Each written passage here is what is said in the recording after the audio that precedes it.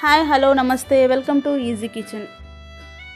ఈరోజు మనం mixed fruit jam ఎలా తయారు చేసుకోవాలో తెలుసుకుందాం.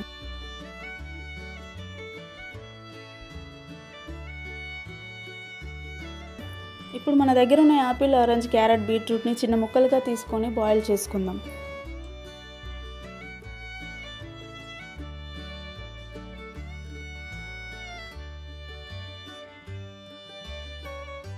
టెన్ టు 15 minutes బాయిల్ చేసుకుందాం.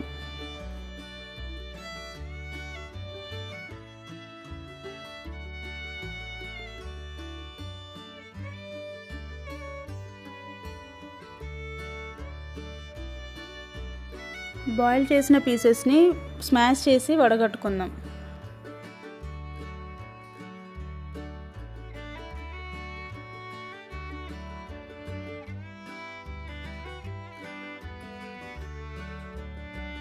వడగట్టుకున్న మిశ్రమాన్ని ఒక ప్యాన్లోకి తీసుకొని బాయిల్ చేసుకుందాం. ఇప్పుడు స్టవ్ని సిమ్లో పెట్టేసుకొని ఇప్పుడు మనం తీసుకున్న మిశ్రమంలోకి తగినంత షుగర్ని యాడ్ చేసి స్టవ్ని సిమ్లో ఉంచేసుకొని థిక్నెస్ వచ్చేంత వరకు కలుపుతూ ఉండాలి.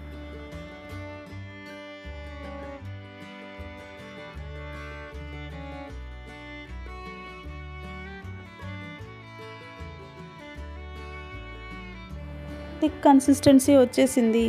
Jam ready.